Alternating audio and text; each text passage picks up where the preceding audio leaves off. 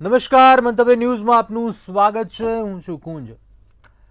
ફરીથી આ વર્ષે વરસાદની શરૂઆત થઈ અને વરસાદ આવ્યા બાદ ફરી એકવાર વિકાસની પોલ ખુલી ગઈ. જી હા, અનેક મહાનગરોમાં આ પ્રકારની સ્થિતિ છે. સુરતમાં ખાડીપુર બાદ એ સ્થિતિ જોવા મળી. ઠેર ઠેર ખાડા. અમદાવાદના રાણીપ વિસ્તારો, અમદાવાદમાં પણ રિંગ રોડ પર ઘણા એવા વિસ્તારો છે જ્યાં વરસાદ બાદ ખાડારાજ જોવા મળ્યું.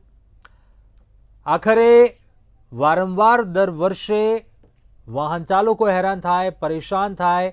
ખાડાને લઈને અકસ્માતનો ભય રહે છે. આમાં કોઈની ક્યાંક મોટી એવી આકસ્મિક એવી ઘટના બની જાય એવા ભૂતકાળમાં પણ ઘણા એવા બનાવો જોયા છે. આખરે તંત્ર તે બાબતોથી શીખ કેમ નથી લેતું? લોકો પણ વાહન ચાલકો આશા રાખે છે, તેઓ ટેક્સ ચૂકવે છે, સારા રોડ રસ્તાની સુવિધા મેળવે, પરંતુ ખામી આખરે ક્યાં રહી જાય છે? દર વર્ષે આનું આજ કેમ ભોગવવું પડે છે સામાન્ય વ્યક્તિને? આ તમામ મુદ્દાઓને લઈને ચર્ચા કરવી છે સીધો સંવાદમાં.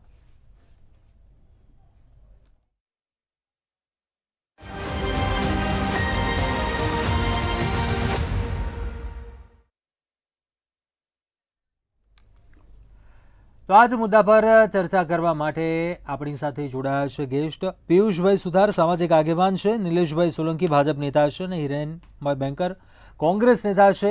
આપ તમામ ગેસ્ટનું સ્વાગત છે આ ચર્ચામાં. સૌપ્રથમ પિયુષભાઈ, આપને પ્રશ્ન કરવો છે. હર હંમેશ આપણે જોવું છે દર વર્ષે આ પ્રકારની પરિસ્થિતિ કેમ સર્જાય છે? એ નેશનલ હાઈવેનો રોડ આવી જાય કે મહાનગરો એના રોડ આવી જાય, સામાન્ય વરસાદમાં પાણી ભરાઈ જાય અને ફરીથી એ ખાડા રાત જોવા મળે. દર વર્ષે આની આ જ પરિસ્થિતિ કેમ? એ તો હવે અધિકારીઓને જ ખબર હોય કે આની આ પરિસ્થિતિ ચાલુ રાખવાનું કારણ શું. જનતા ટેક્સ ચૂકવે છે, જી, એ ટેક્સ ખરેખર ગવર્મેન્ટની તિજોરીમાં જમા જાય છે કે ભ્રષ્ટાચારીઓના ખાતામાં જાય છે? એ પણ એક શંકાનો સવાલ ઊભો થાય છે. જો પૈસા ઓછા પડતા હોય, જેના કારણે નબળી ગુણવત્તાવાળી કામગીરી થતી હોય, અને જે કામગીરી થાય છે તેનું નિરીક્ષણ જવાબદાર અધિકારીઓ ઓફિસ છોડીને જઈ શકતા નથી જોવા માટે.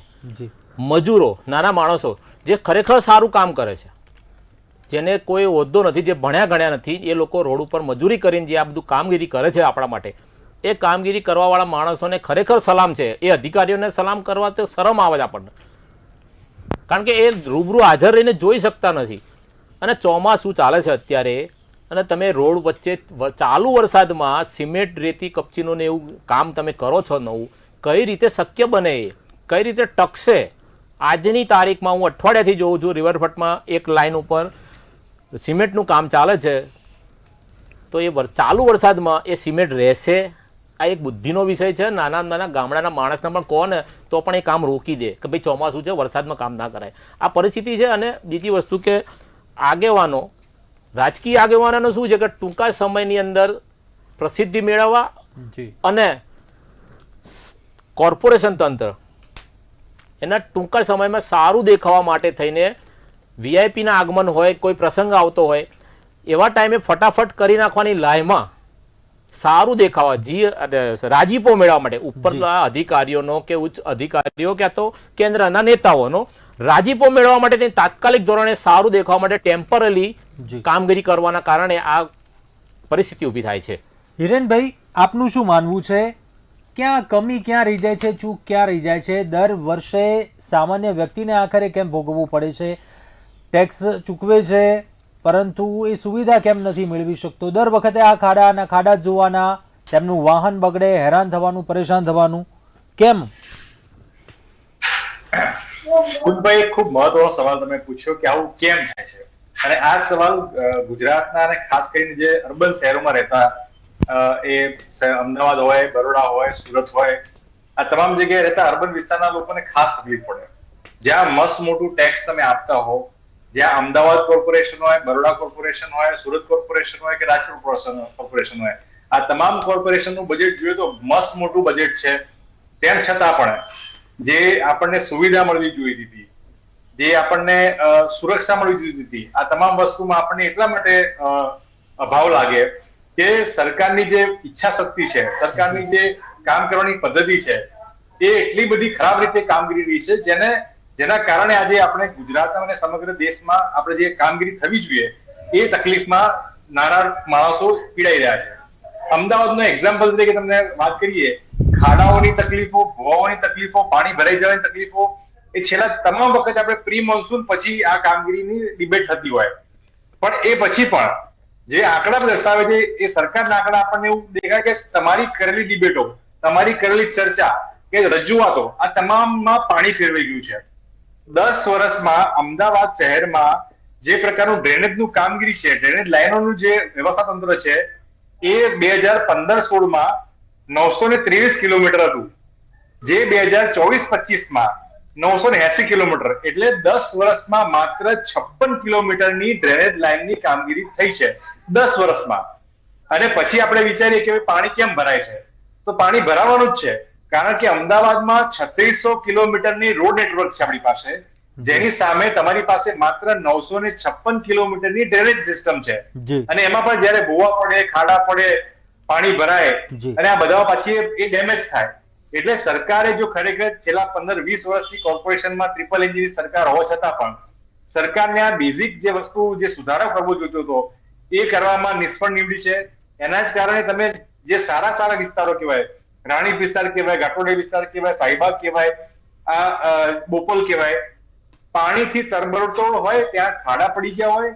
અને મેં તો ત્યાં સુધી જોયું છે કે જ્યાં ભાજપના નેતાઓના ઘરની આગળ પણ પાણી ભરાય, પણ તેમ છતાં એમના પેટનું પાણી ના હલે, કારણ કે સરકાર પોતાની છે, કશું બોલાય નહીં, ક્યાં કહેવાય નહીં. આ રહેવાય નહીં ને સેવાય નહીં પરિસ્થિતિમાં અમદાવાદના લોકો પરેશાની ભોગવી રહ્યા છે. એ સાચી બાબત છે અને તથ્ય બાબત છે. એમાં ખાલી ગમે તે લીધા કરીએ. જી નિલેશભાઈ, પણ નિલેશભાઈ પાસેથી જવાબ સાંભળીએ. નિલેશભાઈ, થઈ શું રહ્યું છે? દર વર્ષે આની આ પરિસ્થિતિ કેમ સર્જાય છે? તંત્રમાં એવી શું, એ અધિકારીઓમાં એવી કોઈ કામગીરી નથી, ઉતાવળ છે, શું એવી ચૂક શું રહી જાય છે? ગંભીરતાથી નથી લેતું તંત્ર? કુંજભાઈ, પાણીમાં રાજકારણ ના હોવું જોઈએ, કારણ કે સમગ્ર જનતાનો વિષય આવે છે. અને જે રીતે 209 ગુજરાતના જળાશયો છે, જે ડેમો છે, એમાં 65 થી 70 ડેમો ઓવરફ્લો થઈ ગયા છે. બાકીના કેટલા એવા ડેમો છે કે 70% પાણી વધારે આવી રહ્યું છે. રેડ એલર્ટની દિશામાં જે આપણે જોઈ રહ્યા છે કે કાશ્મીરથી કન્યાકુમારી અને ગુજરાતથી સાઉથ સુધી સર્વત્ર પાણી છે. હિમાચલમાં ગઈકાલ આજના પેપરના આંકડા છે કે 20 લોકોના મૃત્યુ થયાના 300 કરોડની જે રાજ્ય સરકારને નુકસાન ગયું, કારણ કે ત્યાં આબ ફાટ્યું. હવે 35% જે આ સિઝન 2025નો જે વરસાદની ચોમાસું છે, 16 વર્ષમાં પહેલી વાર એવું બન્યું કે ચોમાસું વહેલા આવ્યું, એવું આગમન છે. અને જે કહેવાય કે હવામાન વિભાગની આગાહી પ્રમાણે હવે 35%થી ઉપર, એટલે કુંજભાઈ પહેલા વીકનો વરસાદ, જે શરૂઆત છે ચોમાસાની, 35% વરસાદ પડી ગયો છે. હવે પાણી પડે છે એના કોઈ સરકાર, કોઈ દુનિયાની રોકી ના શકે. આપણે ચાઇનાના પણ થોડા સવારના દ્રશ્ય જોઈએ જો તો ત્યાં પણ પૂર આવ્યું. આ તે ચલો હું માનું છું કે સાચી વાત છે, ટેક્સ લઈએ છે. હવે આપણી માન્યતા એવી થઈ ગઈ છે, નેરેટિવ એવું થઈ ગયું કે ટેક્સ ઉપર જ બધું ચાલે છે, ટેક્સ ઉપર જ સરકાર ચાલે છે. તો હું અમને એક ગણતરી બતાવું કે અમદાવાદ મ્યુનિસિપલ કોર્પોરેશનનો જે 15,000ની એક જે બજેટ છે, એમાંથી જે ટેક્સની આવક, બીજા જે આડાઅવળા જે કહેવાય કે બીજા ઘણા બધા ઇન્કમ થતી હોય એએમસીની, એ ટોટલ 1500 કરોડ થાય છે. હવે અમદાવાદ મ્યુનિસિપલ કોર્પોરેશનની આવક 2200 કરોડ છે. એક બ્રિજ બનાવે છે કે અંડરપાસ બનાવે છે કે કોઈ રોડનું નિર્માણ કરે છે તો 500-600 કરોડ થાય છે. તો દિલ્હી રાજ્ય સરકાર અને દિલ્હી સરકાર એને સમન્વય રીતે એને ગ્રાન્ટ ફાળવે છે. બહુ સાચી વાત છે કે પાણી ભરાય છે તો એ નુકસાન થતું હોય, પણ જ્યારે છેલ્લા 10 વર્ષનો તમે ચોમાસાનું જુઓ છો તો ગ્રાફમાં જે ઇન્ટેન્સિટી કહેવાય કે હાઈ થઈ જાય છે, એ ઓછા સમયમાં વધારે પાણી ભરાય છે. આ સમગ્ર ગ્લોબલ વોર્મિંગની સિસ્ટમ છે ને સમગ્ર દુનિયા આ ભોગવી રહી છે, આપણે એકલા નથી ભોગવતા. સાચી વાત છે કે સરકારનું કામ પાણી ઓસરવાનું હોય તો અમદાવાદ મ્યુનિસિપલ કોર્પોરેશનમાં 15 સ્પોટ એવા કર્યા, બ્લેક સ્પોટ, કે જ્યાં પાણી ભરાતું હોય. તમે જોયું કે ઘણા એરિયા એવા હતા કે જ્યાં પાણી ભરાતું હતું ત્યાં પાણી નથી ભરાતું.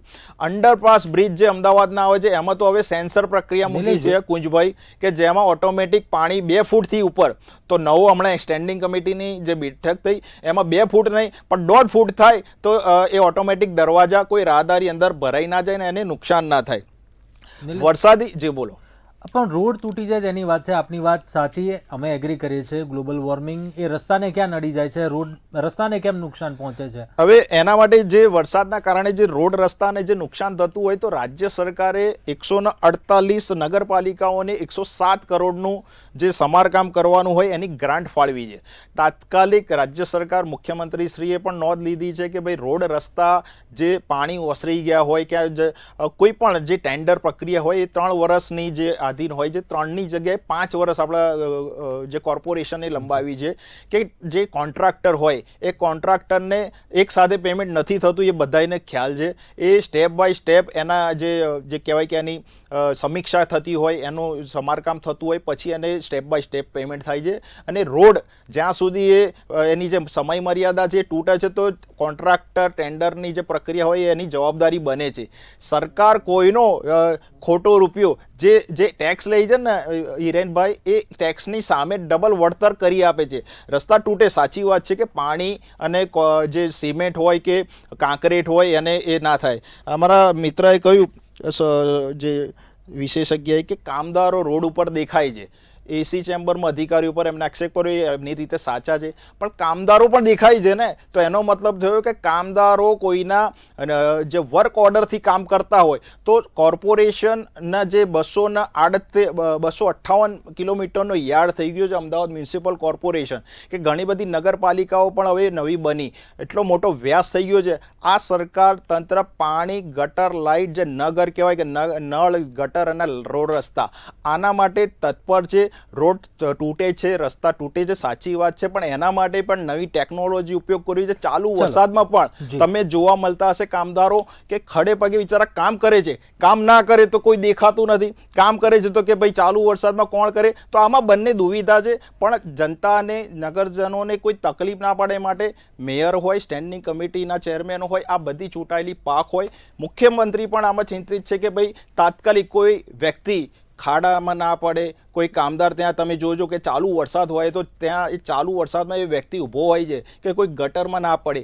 આ પરિસ્થિતિ કોઈ સર્જાય નહીં, કોઈને નુકસાન ના થાય, એ માટે પણ રાજ્ય સરકાર ચિંતિત છે. રોડ તૂટ્યા હોય તો એ તાત્કાલિક એના સમારકામ કરવા માટે પણ ઓર્ડર આપી દે છે. પિયુષભાઈ, તમારી વાતથી સહમત છું, પણ મેયર, કમિશનર, મંત્રી એ લોકોના મકાનની આજુબાજુમાં કે ત્યાં જવાના રસ્તા ઉપર આજ દિન સુધી ક્યારે રોડ તૂટેલા જોયા નથી. એનું શું કારણ?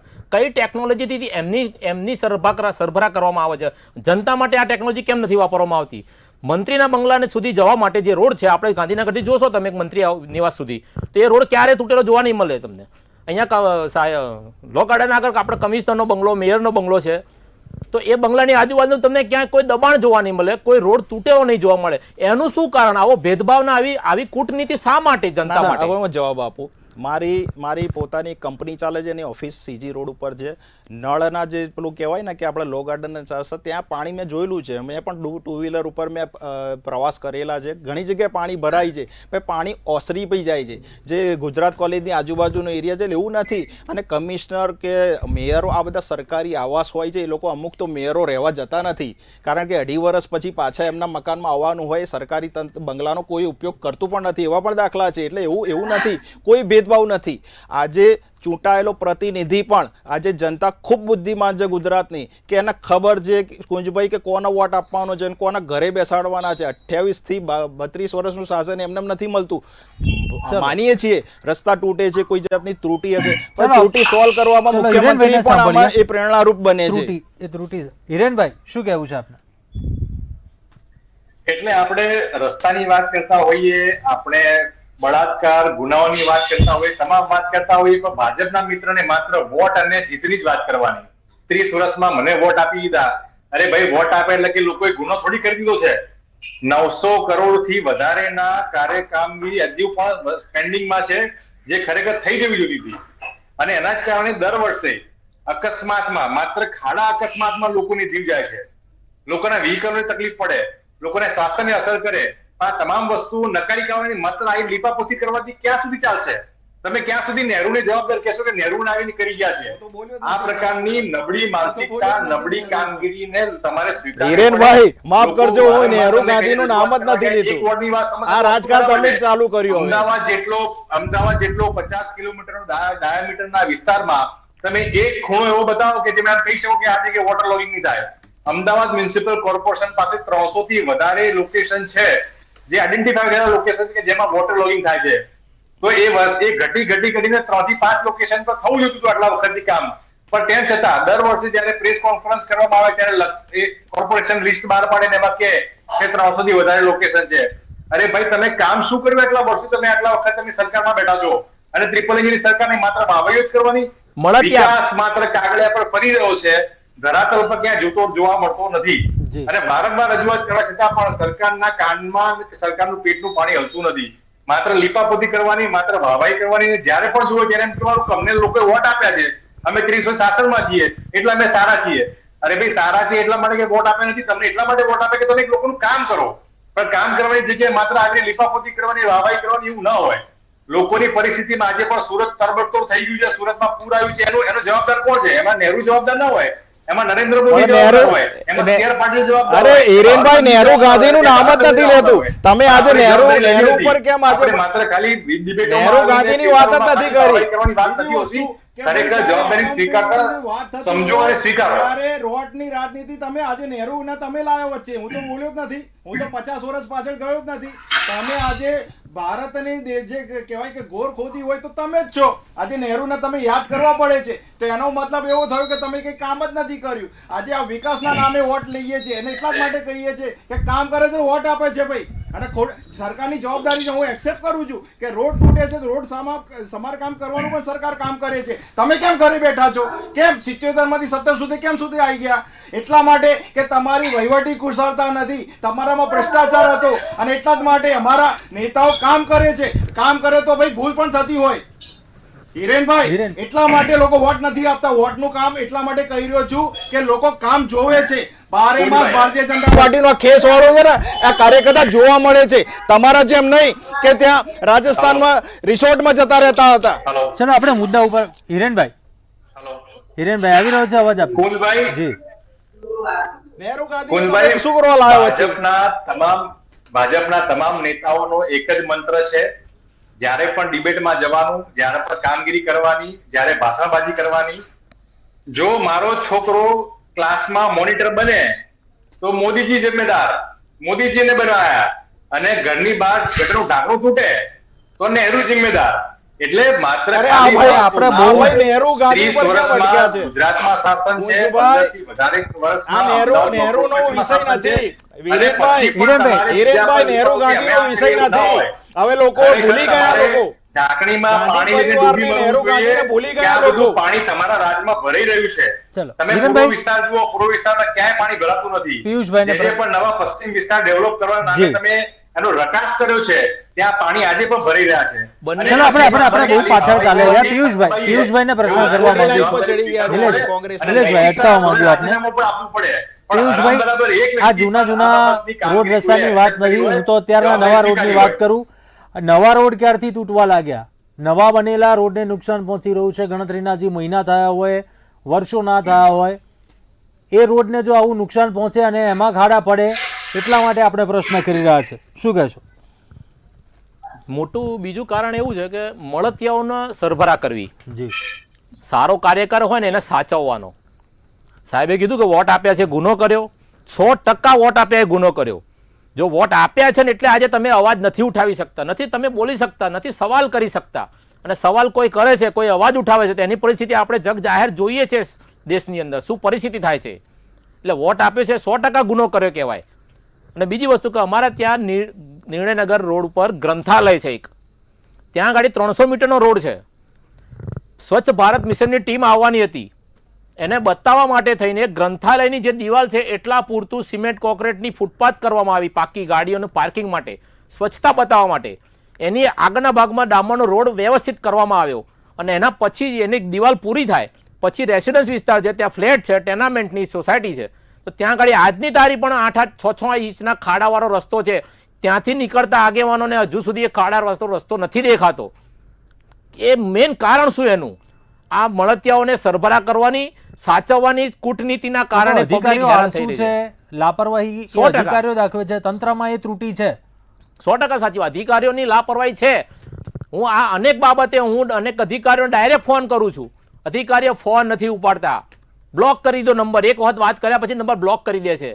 અને પછી મારે બીજા નંબર, મેં એક નંબર એવો લીધો છે, ગવર્મેન્ટનો નંબર કહેવાય છે, ગવર્મેન્ટની સિરીઝ નંબર છે, અને હું તાત્કાલિક એ નંબર પરથી ફોન કરું છું તો અડધી રિંગમાં જે ફોન ઉપાડે છે. આ તમારી કૂટનીતિ, તમારી નિષ્ફળતા, નબળાઈ અને તમે ગુલામ છો એ નથી સાબિત થતું? તમે જનતાને સાંભળવા નથી માંગતા એ સાબિત નથી થતું? આ ભાઈ ઘણા બધા આક્ષેપ કર્યા તો આપણે એમનો જવાબ આપીએ કે ભાઈ એમને કહ્યું કે વોટ આપે મૂર્ખામી કરી તો જનતાને આ રીતનું અવગણના કરવી કે જનતાનું અપમાન કરવું યોગ્ય નથી. જેને વોટ આપે છે સ્વતંત્ર છે કે ભાઈ જેને વોટ આપવા હોય, કોંગ્રેસને નથી આપ્યા અને ભારતીય જનતા પાર્ટીએ કામ કર્યું છે તો આપ્યા છે, અને ભાઈ 30 વર્ષથી 28 વર્ષથી કામ કરેલા છે તો એના વિકાસના કામો રિપોર્ટ કાર્ડ લઈને જઈએ છે તો ભાઈ વોટ આપે છે. તમારી કોઈ મહેરબાની નથી હોતી કે ભાઈ તમે કહ્યું કોઈકને વોટ આપી દીધો છે.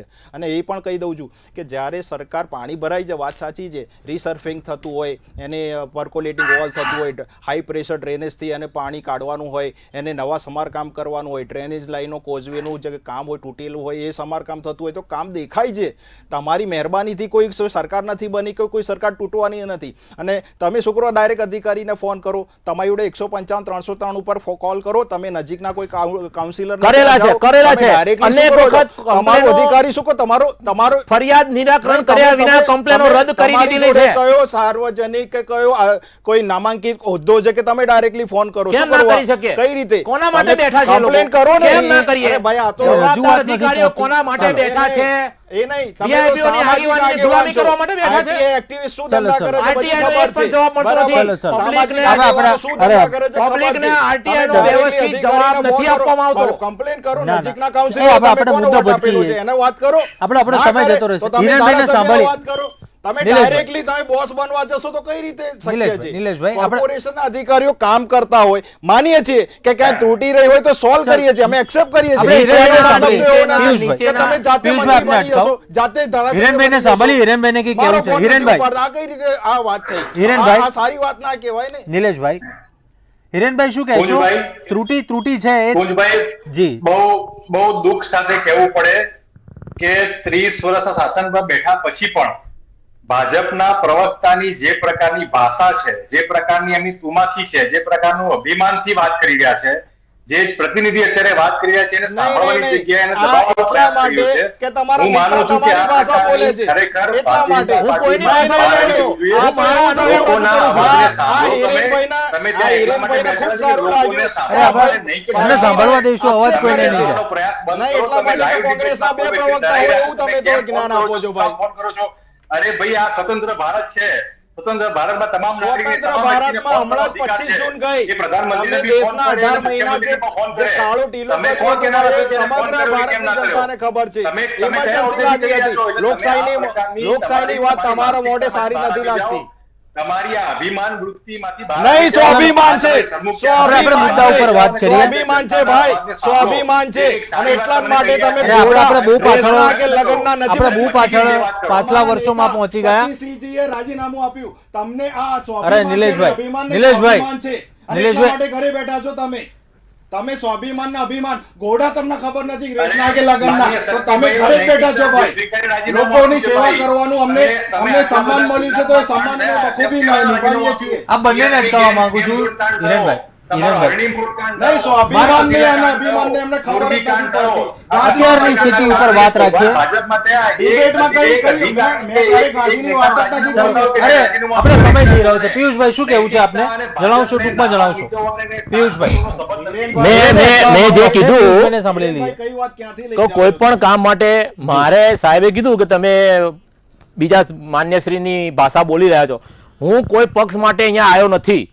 હું કોઈની પક્ષની ભાષા સમજવા કે બોલવા માટે અહીંયા નથી બેઠો. હું સમાજમાં જનતાની તકલીફો માટે અહીંયા આવીને બેઠો છું. લાઈવ ડિબેટમાં કરી રહ્યા છો. ખરેખર તો બહુ દુર્ભાગ્યપૂર્ણ બાબત છે આ. હું અહીંયા સમાજની તકલીફો જે છે, પબ્લિકની તકલીફો છે એના માટે બેઠો છું. અને હું જે બી જગ્યાએ હું જે બી કામ માટે, કોઈ પણ સમસ્યા માટે હું કોઈ પણ અધિકારી, ચલો મોટા અધિકારીને આપણે ના બોલાય, માન્યશ્રીએ કીધું કે તમે કઈ રીતે વાત કરી શકો મોટા અધિકારીને, તો હું નીચેના કર્મચારીને કહું છું, ક્લાસ 1 કર્મચારી, અરે ક્લાસ 4 કર્મચારી, ચાલો, ક્લાસ આપણે 3 જવાબ કર્મચારી. ચાલે. નિલેશભાઈ, આ કોણ શું- સાંભળવા આ તૈયાર ક્યાં છે? ખામી છે? સંકલન નથી થઈ રહ્યું યોગ્ય? શું રજૂઆતો કમ્પ્લેનો લોકો કરે છે? કુંજભાઈ, જા. કુંજભાઈ, લોકશાહી અને ભારતનું બંધારણનું આખું એક સરવૈયું એવું છે કે તમે ગામડામાં રહેતા હોય તો સરપંચને વોટ આપો, સરપંચના જે સભ્ય હોય એને વોટ આપો. કોઈ કામ નથી કરતું તો તમે ડાયરેક્ટ સરપંચ જોડે કે ધારાસભ્ય ના જાઓ, તમે ત્યાંના નજીકના કોઈ વ્યક્તિને ઓળખતા હોય કે ભાઈ મારા ત્યાં આ તકલીફ છે, આ પાણી ભરાય છે, મારા ત્યાં ખાડો છે, ચલો એ નથી સાંભળતા તો શહેરી વિકાસમાં આવીએ તો તમે કોઈ નજીકના કાઉન્સિલરનો નથી સાંભળતા, ધારાસભ્યના. આખી એક આપણી જોડે એક સિસ્ટમ છે, એક બંધારણના હવે હું ડાયરેક્ટ કોઈ અધિકારીને હું જાતે ના ફોન કરી શકું. હું પાર્ટીનો એક નાનો કાર્યકર્તા છું, ડાયરેક્ટ અધિકારીને ફોન ના કરી શકું. હું આજે પણ મારા એરિયાના જે નગરજન હોય, કાઉન્સિલર હોય, એનો ફોન કરું કે ચલો છેલ્લે સમયનો અભાવ છે, છેલ્લે હિરેનભાઈને સાંભળી લઈએ. હિરેનભાઈને સાંભળી લઈએ. આ સમય હિરેનભાઈ ટૂંકમાં જણાવી દો. જી જી જી તમે સામાજિક હિરેનભાઈ. આગેવાન હોય તો હિરેનભાઈ. અધિકારીને તમારો એવો કયો રાઈટ છે? તમે કયા ચૂંટાયેલા પ્રતિનિધિ છે? કે મુખ્યમંત્રીને ફોન ના કરી શકે, પણ ભારતનું અરે સંવિધાન મુખ્યમંત્રી- એ ગુજરાતના ગુંજભાઈ, લોકોને એ હક અધિકાર આપે છે કે મહિનાના કોઈ ચોથા પણ જવાબદાર બુધવારે અધિકારીને, સ્વાગત જવાબદાર online નેતાને, મારફતે જવાબદાર 1-to-1 ધારાસભ્યને કરે છે. ફોન કરીને પૂછી શકે. સચિવાલયમાં અને એના જ લોકશાહી કહેવાય છે. મુખ્યમંત્રી તમે ભલે ડરતા હશો તમારી પાર્ટીમાં બેઠેલા નેતાઓથી, જેમ તમારા નેતાઓ કહે છે કે ધારાસભ્યો કહે છે કે અધિકારી ગાંઠતા નથી, અધિકારી સાંભળતા નથી. ચલો, એ બધું એ તમારે ત્યાં અધિકારીઓની બરાબર. ખામી. તમે જે પ્રકારે એક નાગરિકને ડરાવવાનો વાત કરી રહ્યા છો, તમે શું ચલો, કામ ફોન સમયનો કર્યો? અભાવ છે, એ સમયનો પ્રકારની અભાવ વાતમાંથી છે, બહાર આવી જાઓ. સમયનો અભાવ છે, આ ચર્ચા સમાપ્ત સંવિધાને કરીએ આપણે. ગુજરાતના અને સમગ્ર ભારતના ગુંજભાઈ, લોકોને સોમવાર અધિકાર અને આપ્યો છે મંગળવાર. કે તમામને એકાઉન્ટેબિલિટી એટલે કે જવાબદેહી નક્કી કરી હિરેનભાઈ, શકાય. અટકાવવા માંગુ છું તમે આપને. તમારા પાર્ટીના જણાવી. કેસ પટ્ટામાં બંધાયેલા હશો એ તમે ન કરી શકો. પણ આજે હું નિલેશભાઈ, ભૂપેન્દ્રભાઈ પટેલને પણ ટૂંકમાં જણાવશો, પૂછું છું, ટૂંકમાં તમે જણાવી દો. કેમ કામગીરીમાં ઉણાઉ છો? હિરેનભાઈ, તમે અટકાવવા કેમ માંગુ છું આપને. TRP જણાવો, નિલેશભાઈ, આપની વાત જણાવી દો. તમે કેમ મોરબી કાંડમાં બ્રેક વગરની ગાડી નથી? આ સવાલો એક નાગરિક તરીકે હું પૂછી શકું છું, જી, અને મારો જી. અધિકાર છે. એ મને આજે સંવિધાને આપેલો અધિકાર છે. આજે પણ live પણ debate માં ગુજરાતના તમે કોઈ વ્યક્તિને આપની ધમકાવવા એમ કહો કે ગાડી તમે શું કામ ફોન કર્યો તો હિરેનભાઈ, અટકાવવા માંગુ છું. આટલી વાત છે. આજે પણ ગુજરાતના મુખ્યમંત્રી મૃદુ અને મક્કમ સોમવાર અને મંગળવાર નાના સદસ્ય જે કહેવાય કે જી. નોન પોલિટિકલ હોય કે જેના રાજકારણથી કોઈ તકલીફ કોઈ આને છેડો નથી, એ પણ આજે મળી શકે છે. મહિનાના ચોથા બુધવારે તો પછી તમે શું કામ સ્વાગત ના કરો? સમયનો અભાવ છે. ઘર આગળ બેસેલા ચલો, સમયનો અભાવ છે, ચર્ચા સમાપ્ત કરવી છે. અને આટલો સરસ વાત હિરેનભાઈ, પિયુષભાઈ, નિલેશભાઈ, આપ તમામ ચર્ચામાં જોડાયા, અભિપ્રાય આપ્યો, આભાર. આપ તમામને અટકાવવા માંગુ છું. આપ તમામ જોડાયા અને અભિપ્રાય આપ્યો, આભાર. આશા એ રાખીએ વિપક્ષ પણ જે લોકોના પ્રશ્નો છે, હાલની જે પરિસ્થિતિ છે તેને લઈને રજૂઆતો છે, વિપક્ષ તરીકે તેની ભૂમિકા ભજવે. આશા રાખીએ કે સીધા લોકોની સમસ્યા પણ આપણે જાણીએ છીએ. મુખ્યમંત્રી મૃદુ છે, મક્કમ છે, સંવેદનશીલ સરકારની આપણે વાત કરીએ છીએ. સમસ્યા પણ ત્યાં સુધી પહોંચે તે જરૂરી છે. અત્યારે સીધો સંવાદમાં બસ આટલું. વધુ સમાચારો માટે આપ જોતા રહો મંતવ્ય ન્યૂઝ.